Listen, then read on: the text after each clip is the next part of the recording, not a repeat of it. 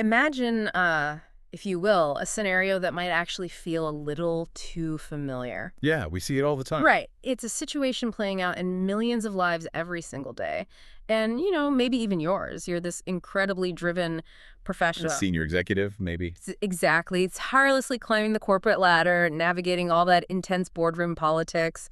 Or maybe you're an entrepreneur just pouring your absolute soul, your life savings, every waking hour into a startup. Or honestly, just someone striving for a genuinely better life. Yeah, exactly. Just trying to carve out a tiny sliver of security for yourself and your family in a totally unpredictable world. You're working these grueling, punishing 80-hour The weeks. kind of schedule where your cortisol is just constantly redlining. Oh, absolutely. Fragmented sleep. Okay. And your entire existence, like your entire psychological focus, is narrowed down to one specific static number. Right, a target bank account balance. Yep.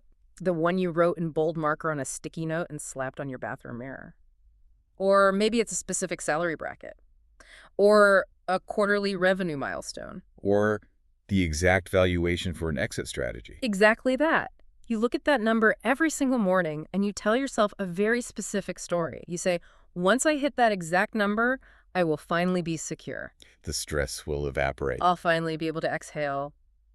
Just breathe. But that number, it ceases to be just a metric.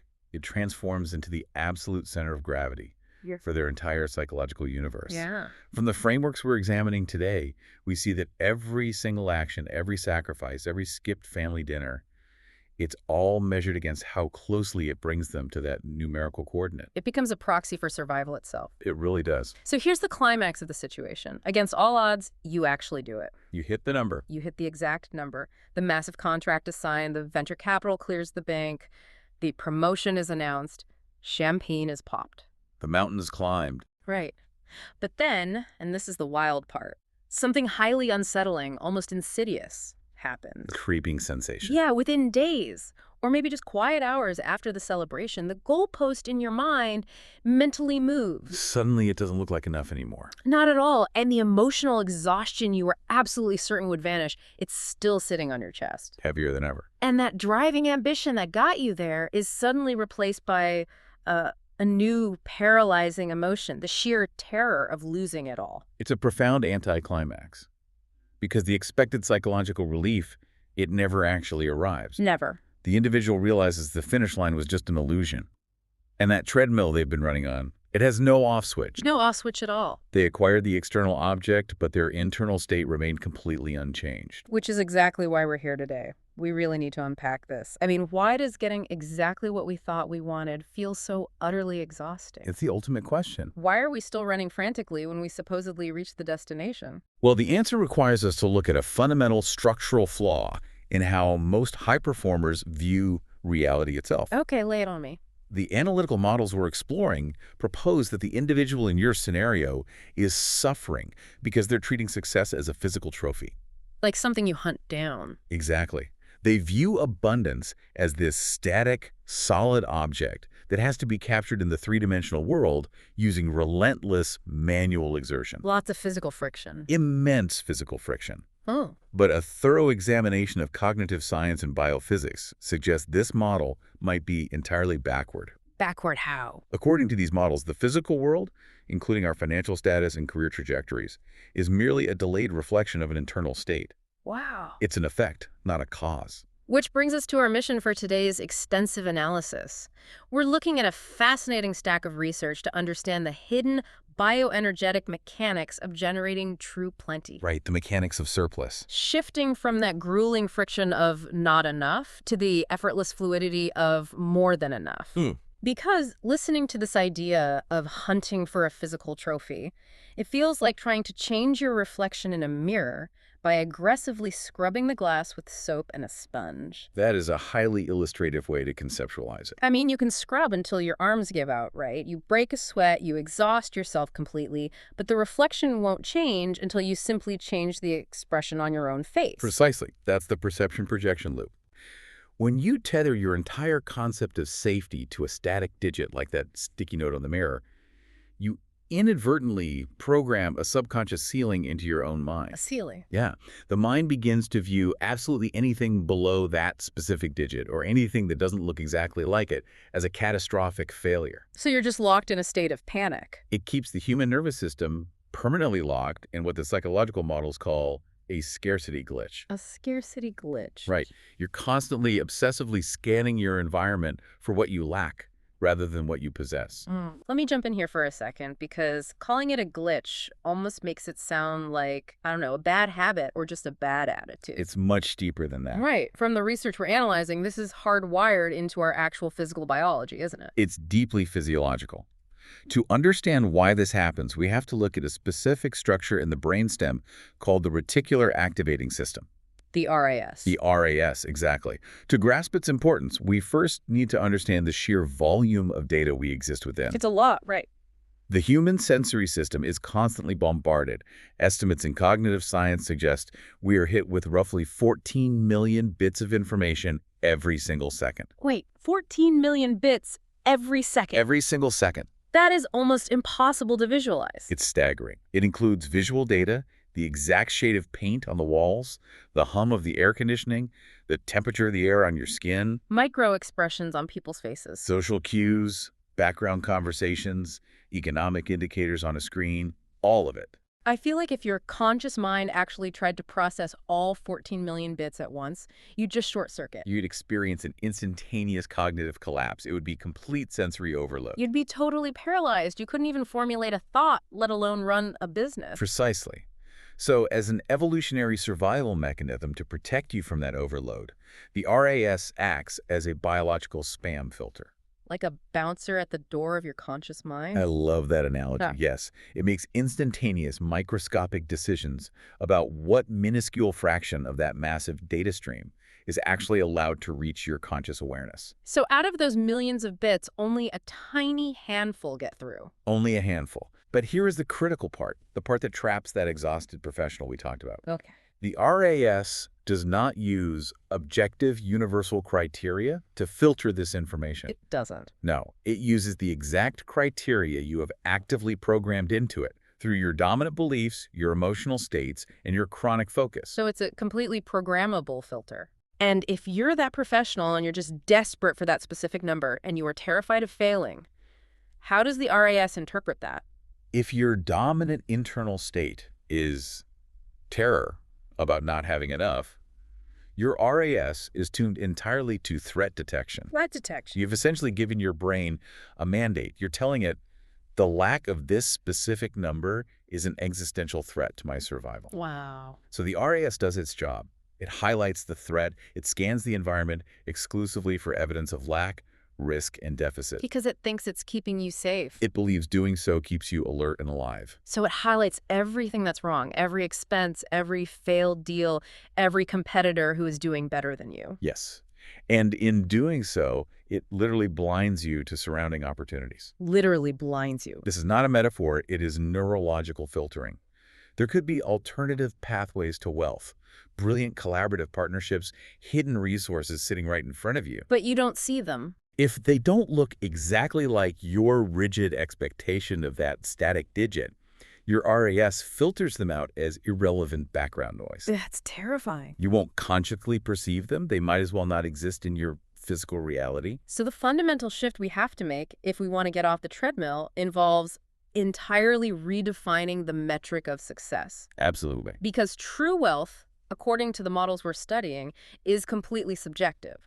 I mean, one person's life-changing fortune is another person's basic operating budget for a single week. Exactly. The new metric cannot be a fixed number. It has to be a generalized state, it has to be the feeling of surplus, or simply the internal state of more than enough. That phrase, more than enough, is considered by these frameworks to be the architectural blueprint for an entirely new reality. A conceptual pivot. Away from a specific physical object and toward a generalized feeling of expansion. Because when you intentionally saturate your mind with the feeling of more than enough, you're actively reprogramming the biological software. Yes, the RAS transforms. It stops being this anxious threat detector and turns into a relentless seeker of resources. It starts highlighting the opportunities that were actually always there.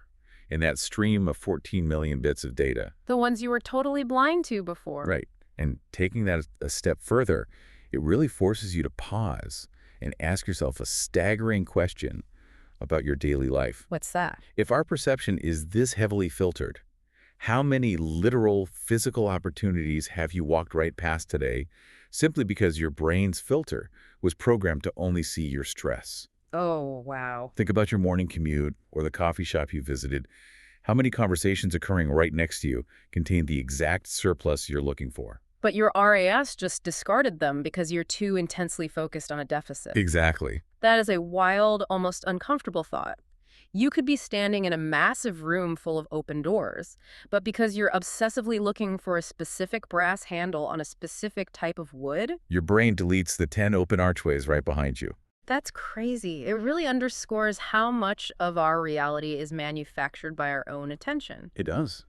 But the models we're looking at suggest this goes even deeper than just brain filters. We're moving from cognitive science into biophysics now. Yes, looking at the actual physics of the energy we emit. And the polarities of that energy. To truly grasp the depth of these theories, we have to dismantle a very common binary idea. Which one? We typically view poverty and wealth, or scarcity and abundance, as two entirely different opposing forces. Like enemies fighting each other. Right. But based on the biophysical models and vibrational theories proposed here, they are not different entities at all. They aren't. They are the exact same energetic substance, simply vibrating at different rates of frequency. They're two polarities of the same essential thing. Okay, the best way I can wrap my head around this concept of polarities and vibration is to look at a physical element we interact with every day, like water. Perfect analogy. Think about ice and steam. Chemically and structurally, at their most basic elemental level, they are exactly the same thing. H2O. 2 parts hydrogen, 1 part oxygen. Right, but their physical expression is drastically different. Ice is incredibly dense, it's rigid, it's heavy, its movement is severely restricted. Takes up a fixed, inflexible amount of space. And if you hit it with a hammer, it shatters. So in this analogy, ice is the physical manifestation of scarcity and lack. Frozen potential. Frozen potential, exactly. Now, consider what happens when you alter the energetic state of that substance. You apply heat. Right, which is just adding energy to the system. The ice undergoes a phase transition. The molecules begin to vibrate at a higher frequency. They speed up. The ice melts into fluid water, which is adaptable and flows. And if you continue to apply energy, it vaporizes into steam. Another phase transition. It's still the exact same H2O, but now its properties have entirely changed. It's expansive, it's boundless, it permeates every corner of the room. And it has so much kinetic power, it can literally run massive industrial turbines to power entire cities. And that expansive, powerful state is abundance. The fundamental substance hasn't changed one bit, but the energetic expression has entirely transformed its utility and power. So the human experience operates on a very similar principle of phase transition. Yes. The question then becomes, how do we apply heat or energy to our own reality to force this phase transition? From the density of scarcity to the expansiveness of surplus. In these frameworks, the heat source is human attention. Human focus is considered the ultimate energetic currency. Focus is energetic currency. I mean, we hear the phrase pay attention all the time, but this gives it a very literal economic meaning. It's entirely literal here. Every single second of your focused attention is a high-stakes transaction in the energetic realm. You're either spending that currency or investing it. According to the analysis, the vast majority of people chronically spend this currency by focusing intensely on their deficits. They stare at their lack of capital. They complain about their lack of time. They ruminate on daily frustrations. And by doing so, they're continually removing heat from their own system. They are actively lowering their frequency, vibrating at the dense, slow rate of ice, and so their reality solidifies into rigid, unyielding scarcity. Okay, I need to play devil's advocate here. Please do. Because this is where a lot of people, myself included, hit a wall with these theories. If I'm broke and I have a stack of bright red past due bills sitting on my kitchen counter, I have to focus on my bills, right? Of course. The physical world is demanding my attention. I have to figure out how to pay them, or my electricity gets shut off. I can't just pretend they aren't there, ignore my responsibilities, and sit on the couch daydreaming about steam-running turbines. Right. That doesn't just feel irresponsible, it feels delusional. That is a highly practical challenge, and it highlights a critical distinction that's often misunderstood in these frameworks. Okay, clarify it for us. Acknowledging physical facts and executing your real-world responsibilities is absolutely necessary. You must pay the bill. You must answer the difficult email. Right. However, there is a massive fundamental energetic difference between observing a physical fact and obsessively dwelling on the internal emotional feeling of lack.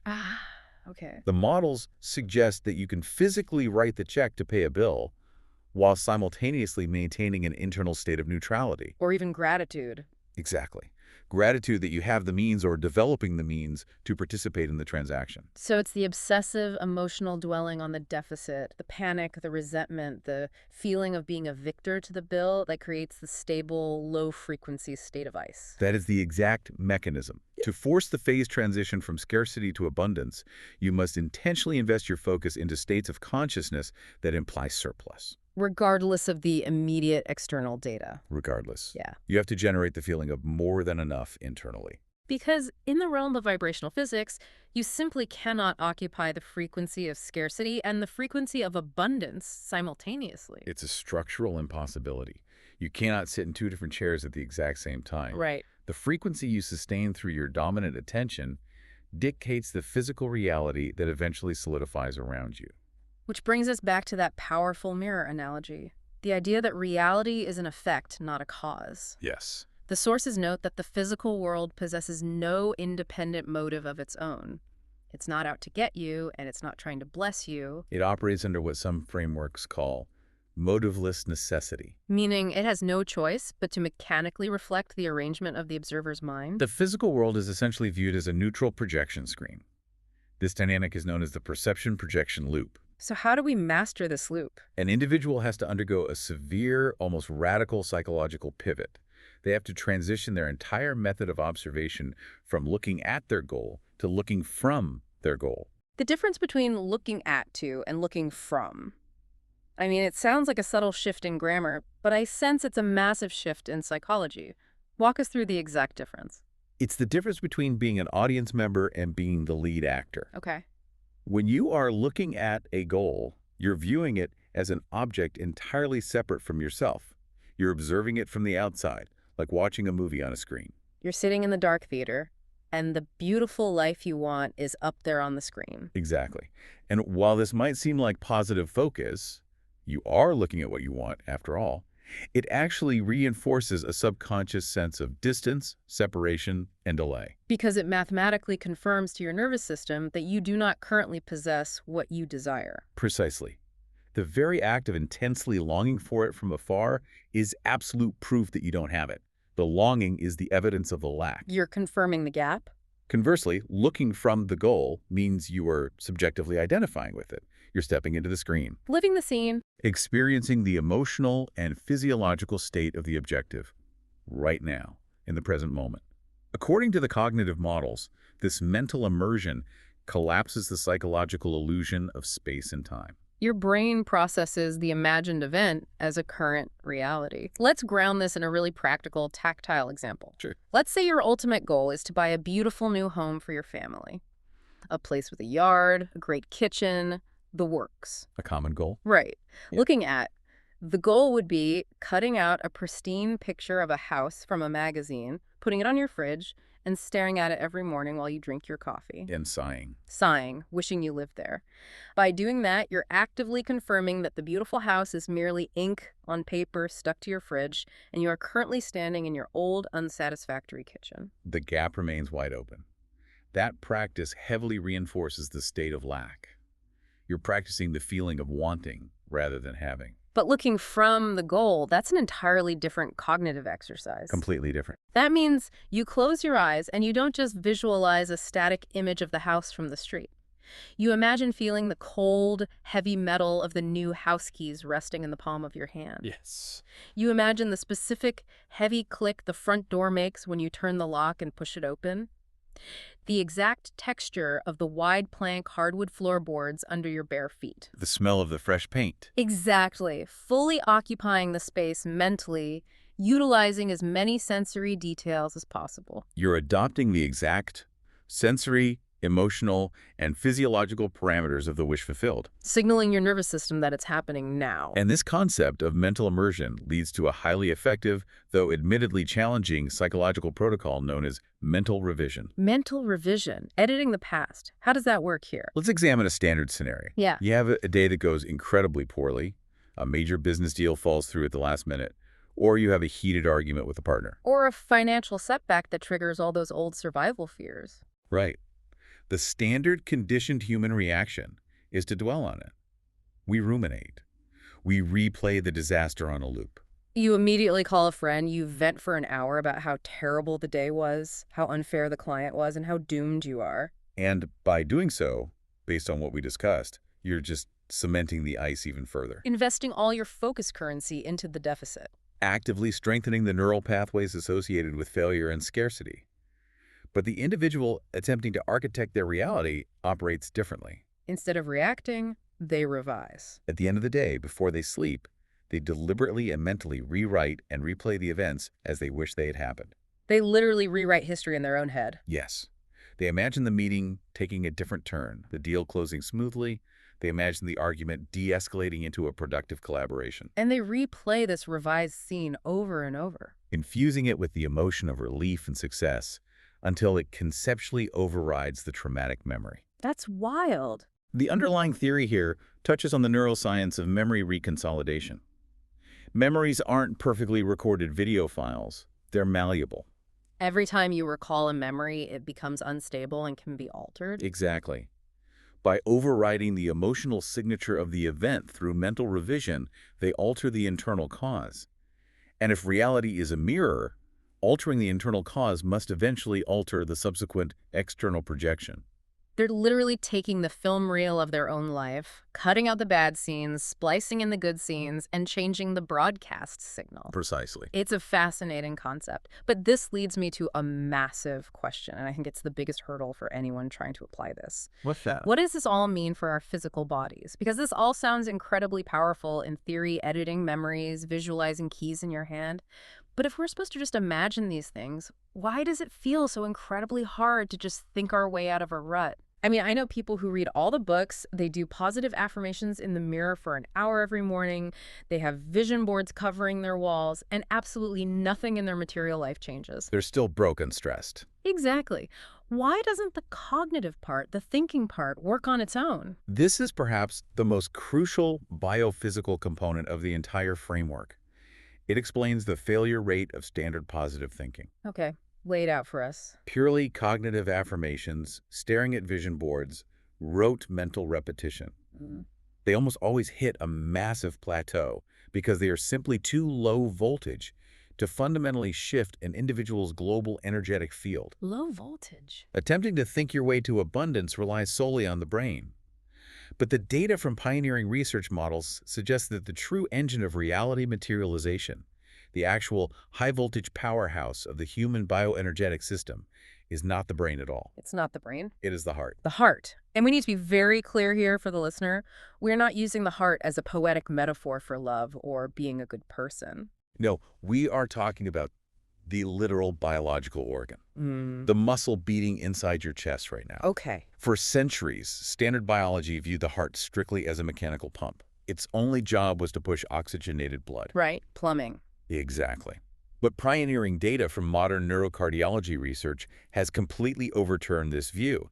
The models we're analyzing reveal that the heart is actually a highly complex, semi-autonomous sensory organ. Wait, really? It has its own intrinsic nervous system. It's so sophisticated that researchers often refer to it as the heart brain. The heart has its own brain. How is that physically possible? It contains an intricate network of over 40,000 sensory neurites. 40,000. These neurons allow the heart to process information independently of the cranial brain. It can make decisions, it can learn, and it even demonstrates its own type of short-term and long-term memory. That is mind-blowing. But its true influence on our reality, according to the vibrational physics models, lies in its immense electromagnetic output. Let's get into the numbers on that, because the data in the sources is absolutely staggering. It is paradigm shifting.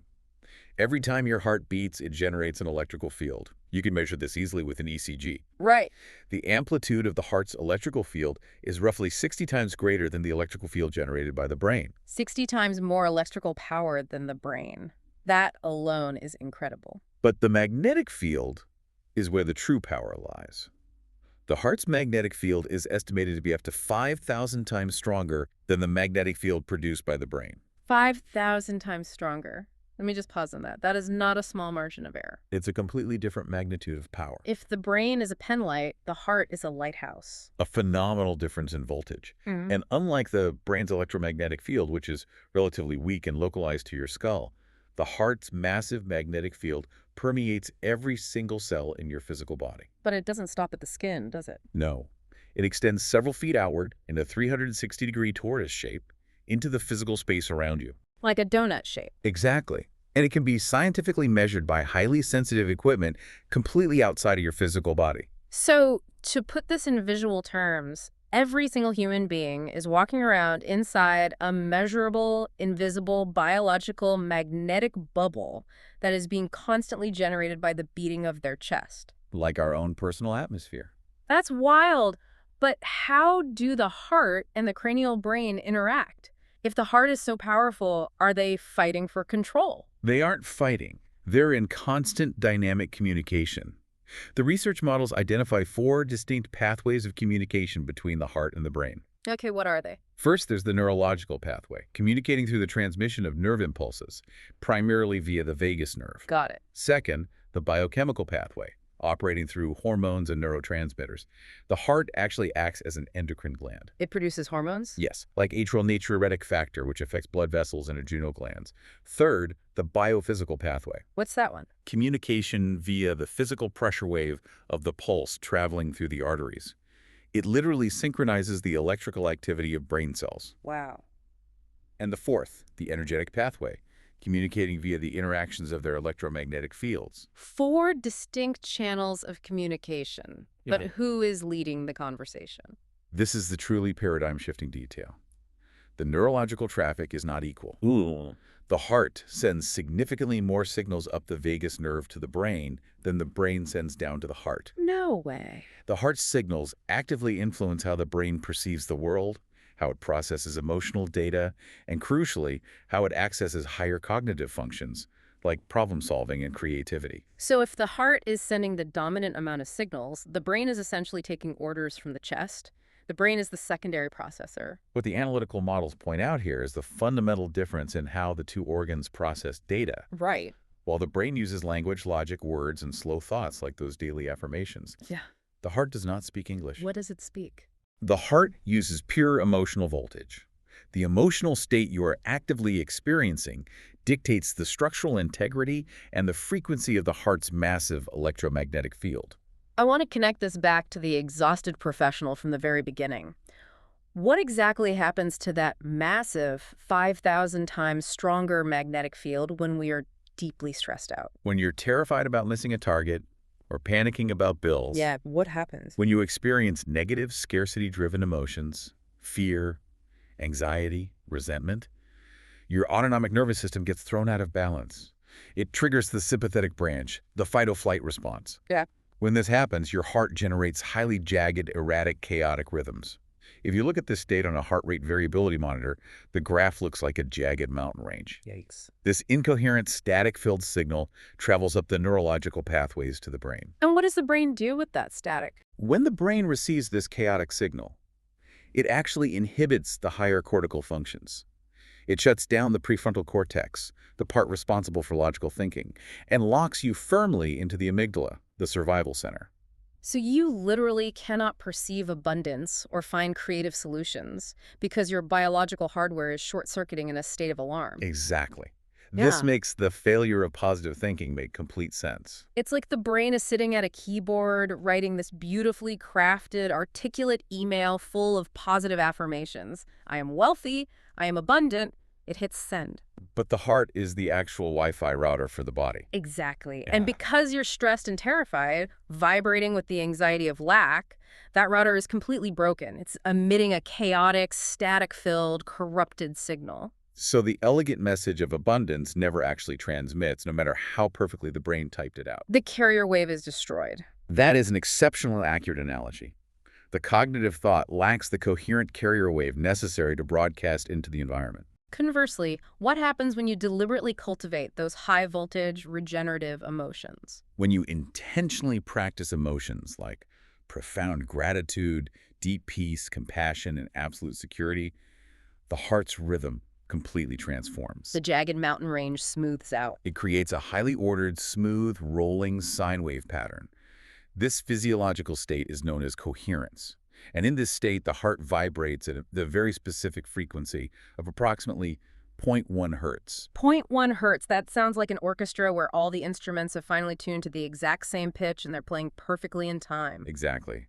The cardiovascular system, the nervous system, and the immune system all synchronize. Wow. When you combine the clear cognitive thought of surplus from the brain with the high-voltage emotional coherence of the heart, you emit a unified, immensely powerful electromagnetic signal. And according to these biophysical theories, the universe or the quantum field recognizes this signal not as a desperate wish for some future event, but as a current solidified reality. It mirrors the coherence back to you. Which perfectly sets up a concept the sources refer to as the paradox of possession. Yes. This is where the framework gets a bit counterintuitive and honestly a little challenging to accept at first glance. There's this mechanical inevitability to how these models suggest the universe operates. To those who have, more is given. From those who lack, even what little they have is taken away. It sounds incredibly harsh when you first hear it. Deeply unfair. Yeah. Like a rigged game designed to keep the rich rich and the poor poor. It's very easy to interpret that phrasing as a moral judgment. But within the context of vibrational physics, it's not a moral statement at all. It is simply a description of strict, unemotional mechanical law. Mechanical law. The field does not acknowledge physical possession. It doesn't look at your external reality. It doesn't care what's currently in your bank account or what car is in your driveway. So what does it care about? It only acknowledges and responds to vibrational possession. Vibrational possession, meaning, do you hold the internal frequency and emotional signature of having the thing? Completely, regardless of whether your hands physically hold the object yet. Correct. And this mechanism exposes the ultimate delusion of the modern, overworked professional we discussed earlier. They're waiting for external evidence. They live their entire life waiting for external evidence to grant themselves internal permission to feel secure. They say, I will finally feel abundant when the promotion goes through. I'll finally relax when the massive check clear. I'll be happy when. It's the most common trap. And relying on that conditional logic entirely reverses the causal chain of reality. Right. If you demand that the physical external world gives you tangible evidence before you are willing to generate the internal feeling of security, you are essentially standing in front of the mirror, demanding that the reflection changes its face before you change yours. Which is a structural mathematical impossibility. The mirror can only reflect what's already there. Therefore, you must cultivate vibrational anticipation first. You must possess the state of having internally to become a permanent, coherent magnetic match for the having externally. So if the goal is to cultivate this vibrational possession, how do we actually know if we're doing it right? What is the physical, biological proof within our own bodies that we've successfully achieved this state of having? The primary physiological hallmark, the undeniable biological signature of having something, is relaxation. Relaxation. To illustrate this, think of a predator in the wild, like a lion. While the lion is hunting, its sympathetic nervous system is highly activated. High friction, high alert. Scanning for prey. Adrenaline pumping. But the exact moment the predator successfully catches its prey, the hunt concludes. The nervous system immediately and dramatically shifts from sympathetic dominance to parasympathetic dominance. From fight or flight to rest and digest. The muscular tension dissolves, the breathing slows, the heart rate normalizes. Because the need has been completely met. There's absolutely no biological reason to expend energy hunting anymore. The prize is secured. Precisely. The tension of the pursuit is replaced by the relaxation of possession. Let me stop you there because I really have to push back on this. Go ahead. The idea of relaxation being the key to success is going to sound absolutely crazy to anyone who is currently in the trenches hustling to build a career or a business. I know it sounds counterintuitive. So you're telling me if I want to achieve massive paradigm-shifting success, my best strategic move is to relax, to just chill out. Bro. Because In the corporate world, or the startup world, if you just relax and stop hustling, that sounds like a fast-track recipe for getting fired. It sounds like apathy. It sounds like you're giving up. That is a very valid concern, and it's a point where the implementation of these models often fails. It's crucial to define what relaxation means in this specific bioenergetic context. Okay, define it. Relaxation here is not apathy. It is not laziness, lethargy, or a refusal to do the necessary physical work. It is, in fact, a highly strategic, incredibly disciplined, energetic act of defiance. Defiance through relaxation. Against the societal conditioning of lack, yes. Think about an elite athlete, a master martial artist, or a brilliant surgeon. Okay. When they are performing at their absolute peak, operating in what psychology calls a flow state, they are executing incredibly complex, high-stakes actions. You're right. But they aren't doing it with panicked, frantic, stressed energy. They are executing with a core of deep internal relaxation and supreme confidence. The framework suggests that panic stress is a highly inefficient fuel source. True relaxation is the ability to engage in your daily work, to aggressively execute your responsibilities, but to do so from an internal posture of absolute security. Rather than a posture of frantic, survival-based desperation. It is the ultimate psychological test for anyone trying to consciously architect their reality.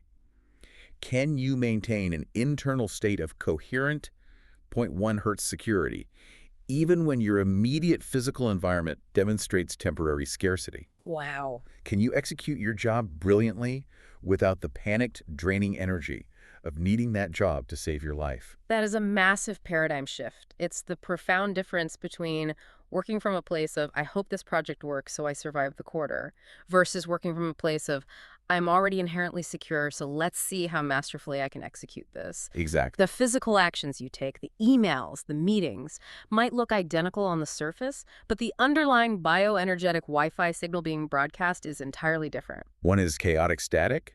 The other is a powerful magnetic sine wave. And that smooth, powerful sine wave of relaxed competence is exactly what organizes the physical environment to bring you the collaborative partnerships your newly programmed RAS is now actively searching for. Precise. This all makes logical sense when we break it down.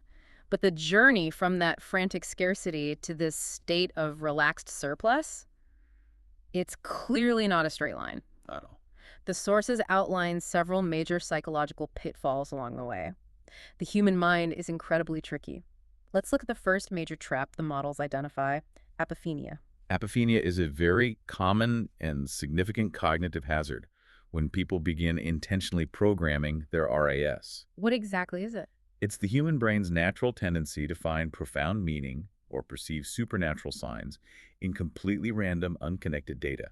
The brain is a pattern recognition machine, and sometimes it works a little too well. Right, so let's say I apply this framework. I decide my goal is to cultivate the feeling of abundance, and I symbolize that by imagining a very specific vintage red sports car. Okay. I do the mental revision, I get my heart into coherence, and then suddenly I see 3 vintage red sports cars on my drive to work that week.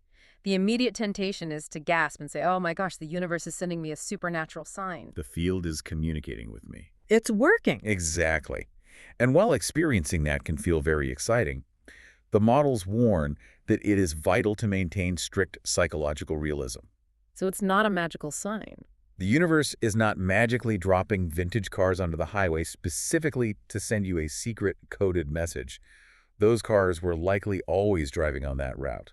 What's actually happened is simply that your biological filter has been successfully reprogrammed. It's now prioritizing that specific visual data and allowing it to pass through into your conscious awareness, whereas previously it discarded it. It just means your biological scam filter is working correctly based on your new settings, which is a great thing because it proves you have the capacity to control your focus. Right. But if you start treating every minor coincidence like a magical prophecy, you detach from grounded reality. You stop taking practical action, and you just sit back waiting for the magic to deliver the car. It fosters an illusory correlation that leads to extreme passivity and magical thinking. The models emphasize that you must use that heightened awareness to actively identify genuine opportunities and act upon them. The awareness is the tool, not the final result. That's a crucial distinction. Now, let's look at another massive pitfall, one that has become a bit of a psychological epidemic recently: Toxic positivity. Oh, this one is huge. This is the pervasive, paralyzing fear that if you experience even one single negative thought or one moment of doubt, you're going to ruin your frequency, destroy your coherence, and immediately manifest disaster into your life. This is perhaps the most biologically damaging misinterpretation of these bioenergetic mechanics. Why is that? Forcing a state of relentless, artificial positivity and aggressively suppressing valid negative emotions does not elevate your frequency. In fact, attempting to suppress emotions causes a well-documented biological phenomenon known as a rebound effect. A rebound effect. When you try to crush a feeling of sadness, grief, or anxiety, it activates the amygdala even further. The more you fight the emotion, the more your nervous system amplifies it, treating the suppression itself as a threat. Because you're literally at war with yourself. You are terrified of the natural functions of your own mind. It creates a feedback loop of anxiety about having anxiety. Precisely. That internal war destroys heart coherence instantly. The heart rhythm becomes incredibly chaotic when you are repressing emotion. So what's the alternative? True abundance architecture requires profound emotional validation. When a feeling of fear, lack, or anger arises, you do not suppress it and you do not panic. You acknowledge it. You feel it. You allow the physiological sensation to move completely through your nervous system without mentally identifying with it or building a narrative around it. Just let the wave pass. Once the biological wave crests and passes, you then deliberately and gently return your focus to the state of surplus. You simply cannot build a stable high-voltage frequency on a fragile foundation of emotional repression. It requires emotional maturity, not emotional denial. And speaking of things that backfire when applied incorrectly, the research points out a major danger in how we actually visualize our goals. The dopamine trap. Yeah. If you just sit around passively daydreaming about the finish line, imagining the ribbon-cutting ceremony, holding the massive novelty check, staring at the perfect house, it can surprisingly actually kill your drive and motivation completely. Yes, this is a fascinating neurobiological trap.